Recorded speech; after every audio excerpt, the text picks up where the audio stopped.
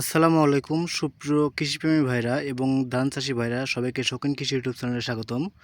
আজকে আমি আপনাদেরকে একটা গুরুত্বপূর্ণ বিষয় নিয়ে আলোচনা করব, যা এই ভিডিওটি এ টু জেড বা শেষ পর্যন্ত দেখলে আপনাদের অনেক উপকার হবে।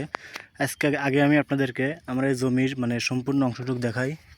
দেখতে পাচ্ছেন, এখান থেকে শুরু করে এই পর্যন্ত এটা হচ্ছে আমার ধানের জমি।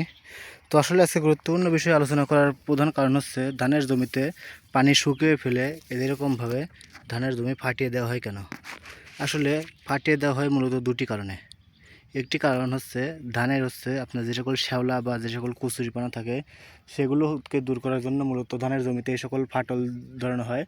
আসলে দেখেন, এই সাইডে কিন্তু আমার অনেক শ্যাওলা ছিল, আপনারা দেখতে পাচ্ছেন, হয়তো আংশিক বোঝা যাচ্ছে। এই শ্যাওলাটা আমরা যখন ধানের জমি ফাটিয়ে দিচ্ছি তখন কিন্তু এই শ্যাওলাটা কিন্তু মরে যায় বা ধানের জমি থেকে দূর হয়ে যায়। শ্যাওলাটা দেখেন কচুরিপানা হালকা হালকা দেখা যাচ্ছে, সেগুলো কিন্তু আস্তে আস্তে দূর হয়ে যাবে। আর যদি আর দু একদিন থাকে সেগুলো মরে যাবে।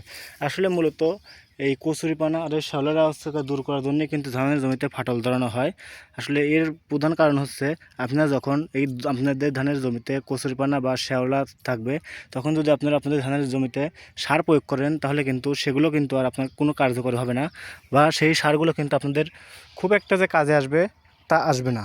আসলে মূলত হচ্ছে, আপনি ধানের জমিতে যখন শ্যাওলা থাকে তখন যদি আপনারা সার প্রয়োগ করেন, সেই সারগুলো কিন্তু আপনাদের জমিতে সরাসরি মাটিতে কিন্তু পড়ে না।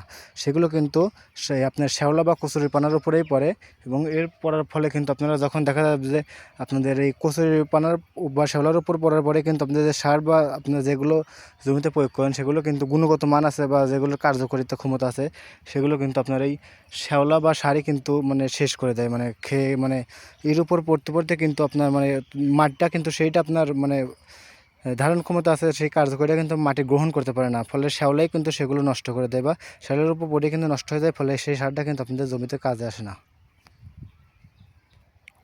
তো মূলত আমার এই ধানের জমিতে আমি মূলত এই শ্যাওলা আর এই কচুরিপানাগুলো কিন্তু দূর করার জন্য কিন্তু ধানের জমিগুলো ফাটল ধরেছি।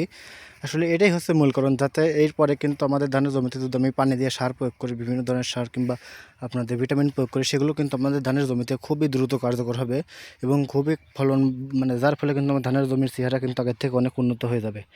তো মূলত আমি আসলে ধানের জমিতে ফাটল ধরানোর প্রধান কারণ হচ্ছে এইটাই, যে আমি আপনাদেরকে এখন দেখাই। দেখেন, হয়তো আপনারা দেখতে পাচ্ছেন আমার ধানের জমিতে কিন্তু একটু বিন্দু পরিমাণও পায় নাই। আসলে এই এই দুটা কারণে এইটা হচ্ছে প্রধান কারণ, সারগুলো যেন জমি ভালোভাবে গ্রহণ করতে পারে, সেজন্য কিন্তু ধানের জমিতে ফাটল ধরানো হচ্ছে। তো আশা করি আপনারা ভিডিওটি দেখে সম্পূর্ণ তথ্য পেয়েছেন কী জন্য ধানের জমিতে ফাটল ধরানো হয়।